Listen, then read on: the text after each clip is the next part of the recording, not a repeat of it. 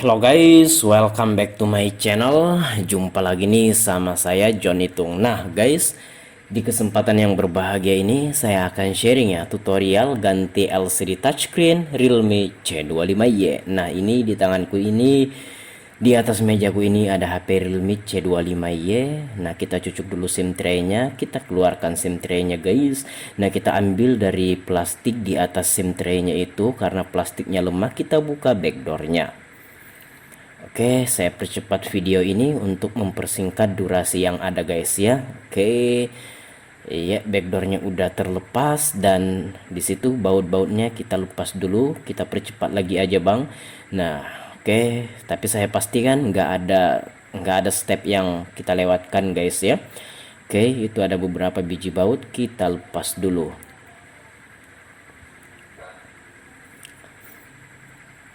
Oke, kita lepas lagi plastik penutup mesinnya, dan itu teman-teman lihat LCD-nya bergaris ya, touchscreen-nya pecah. Nah, baterainya udah kita lepas kabel fleksibelnya dan tinggal kita congkel baterainya ini. Hati-hati guys ya, kita gunakan cairan thinner ya. Kita gunakan cairan thinner untuk membantu mengurangi lekatnya lem atau double tip di balik baterainya ini. Nah, ketika kamu mencongkel, yang perlu diperhatikan yang mencongkel baterainya ini, yang mesti kita perhatikan itu jangan sampai alat congkel ini merusak baterai. Dalam artian ya, kalau tercongkel tuh bungkus baterai kemasannya yang itu yang warna putih, bukan juga putih sih, warna abu-abu aluminium itu. Nah jangan sampai tercongkel. Kalau tercongkel dan sobek, nanti baterai kamu sobek. Nah itu kalau memang sobek ketika kamu mencongkel baterai ini, ya baterainya akan rusak guys ya. Kurang dari seminggu baterainya akan gembung dan tercium bau baterai yang bocor. Maka dari itu perlu diperhatikan betul-betul seperti itu ketika kita ingin melepas baterainya ya. Hati-hati jangan sampai mensobek bungkus baterainya ini. Oke, kita gunakan cairan thinner. Oke, kita lanjut aja ya, kita congkel terus guys. Nah, kita aliri cairan thinner.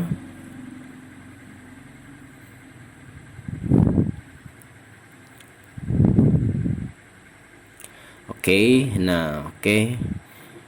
Nah ini aslinya ini pelan-pelan. Nah saya percepat video ini makanya kelihatannya agak cepat. Nah ini kita bantu dengan alat congkel atau plastik sarang SIM card. Nah itu hati-hati dalam mencongkel ke atas, itu memang udah mau lepas ya. Jangan sampai ketika kamu mencongkel baterainya terbengkok. Tapi nggak apa-apa juga sih kalau terbengkok, nah bisa diluruskan. Nah dan itu nggak rusak. Tapi kalau bisa jangan bengkok ya, itu lebih baik gitu kan. Oke. Iya, dan oke, baterainya udah terlepas bang. Oke, hati-hati karena di situ ada kabel fleksibel. Nah kalau kabel fleksibel LCD-nya itu nggak apa-apa, nggak masalah, memang mau diganti sekaligus LCD-nya. Nah itu ada kabel fleksibel chargernya guys, jadi mesti kita hati-hati bang. Nah kita congkel LCD touchscreen-nya ini. Nah untuk LCD touchscreen-nya ini tanpa blower, yang penting kita menemukan sebuah celah ya, yang dimana nah itu kabel fingerprintnya kita lepas.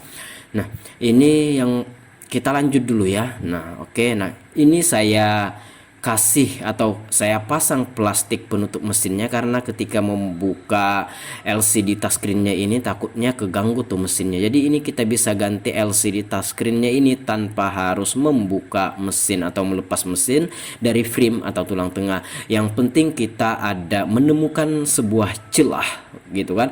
Kalau sudah celahnya udah ada, tinggal kita sosor aja atau tinggal kita masukkan alat congkel kita. Ini lemnya mudah saja terlepas ya, karena ini yang original guys ya. Kalau LCD touchscreen yang original kayak Oppo, Realme, Vivo biasanya nggak begitu terlalu kuat ya, sehingga nggak butuh blower untuk melepas ya.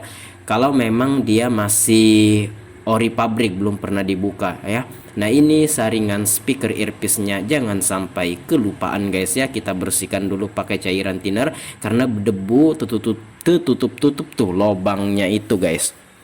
Nah oke, sudah kita pasang bang. prepare, kita akan memasang LCD yang baru. Nah itu LCD yang lamanya, oke, yang udah pecah, yang udah rusak dan nggak bisa dipakai. Oke, kita ambil LCD touchscreen yang baru. Oke, nah ini LCD touchscreen yang baru. Berapa harganya ini Bang? Di mana Abang beli? Bagaimana kualitasnya? Nah, semuanya saya sudah review. Ya, saya udah buat video tersendiri tentang review LCD touchscreen Realme C25Y ini, dan saya nggak jelaskan di sini tentang harga di mana saya beli. Silahkan cek aja deskripsi. Nanti untuk link video review LCD touchscreen Realme C25Y ini yang membahas harganya, di mana kita beli, bagaimana kualitasnya, semuanya sudah saya bahas. Nanti linknya aku taruh di deskripsi, dan ini sudah kita cek sebelumnya, makanya segelnya saya lepas. Jadi di sini saya langsung ke inti-intinya saja untuk video pengecekan sebelum dipasang. Nah nanti linknya juga aku sematkan di deskripsi ya. Jadi sebelum dipasang ini kita cek, bahkan sesudah dipasang kita cek juga, dan itu plastiknya kita lepas, plastik LCD-nya. Nah untuk semuanya nanti linknya aku taruh di deskripsi ya, dari review LCD touchscreen ini, pengecekan sebelum dan sesudah pemasangan, nanti semuanya linknya aku taruh di deskripsi guys ya. Oke, iya ya, dan itu saya nggak langsung mengelem, jadi ini saya menggunakan metode yang sering saya gunakan juga. Nah ini kita pasang baterainya. Sebenarnya ini bisa dilem, kemudian kita pasang baterainya, baru kita pasang casing belakangnya dan lain sebagainya. Nah di sini saya menggunakan metode metode ini ya. Nah jadi nggak pakai nama sih metodenya. Intinya di sini saya memasang dulu semua apa yang kita lepas, baru kita mengelemnya belakangan ya. Itu cara saya. Nah saya juga biasa menggunakan cara atau metode mengelem dulu. Kalau nantinya sudah lemnya kering setelah 1 malam, nah baru saya memasang backdoornya, memasang plastik penutup mesin PCB-nya ini ya. Nah ini semuanya bautnya sudah kita pasang guys. Nah seperti itu, dan ini belum kita lem. Nah kita akan mengelem belakangan, tapi di sini kita mesti hati-hati. Jangan sampai, ini kan belum kita lem ya, jangan sampai itu ketarik-tarik ya LCD touchscreen-nya. Nanti kabel fleksibelnya kalau ketarik nanti bisa sobek, nanti rusak. Jadi ini beresiko juga sih cara seperti ini. Cuma ya kalau kita hati-hati enggak juga guys ya. Nah terserah kamu pengen cara atau metode yang bagaimana. Entahkah ini dilem dulu, baru kalau sudah lemnya kering kita pasang semua yang kita lepas, atau kita pasang dulu semua yang kita lepas, pengelemannya belakangan ya. Nah di sini inilah kelebihan pengeleman yang belakangan. Kalau ini singkat atau kuat untuk ditekan backdoornya ini, kita bisa tidurkan dulu atau kita taruh LCD touchscreen-nya supaya ditekan tidak, maksudnya supaya kita menekan kuat tidak mengenai LCD touchscreen-nya. Takutnya kalau kita menekan kuat LCD touchscreen-nya sudah kita lem dan kita tekan, takutnya guys ya LCD-nya mengalami gangguan.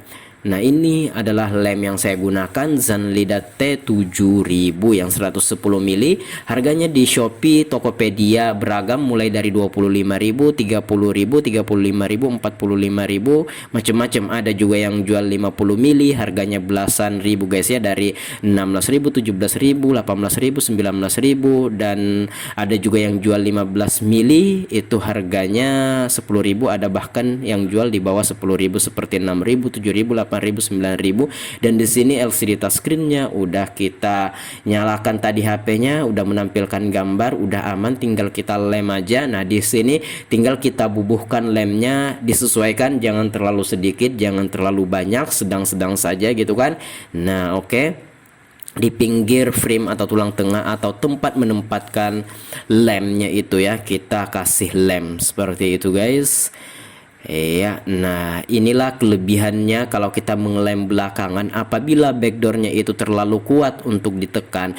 Jadi LCD-nya bisa kita turunkan dulu, kita merapatkan tanpa menekan LCD, jaga-jaga supaya nantinya LCD-nya aman ya ketika kita memasang backdoor-nya. Yang ditakutkan kalau backdoor terlalu kuat, kita tekan LCD touchscreen-nya ya. Nah, itu takutnya ada gangguan guys ya. Entahkah dari LCD atau fungsi touchscreen gitu kan. Jadi saya menggunakan metode ini, tujuannya karena backdoornya agak sedikit kuat sehingga kita tekan itu perlu penekanan yang kuat gitu. Nah, untuk mengamankan LCD-nya kita nggak langsung mengelem gitu. Nah, jadi bisa kita lepas dulu. Jadi yang kita tekan adalah frame atau tulang tengah seperti yang teman-teman lihat di video ini tadi.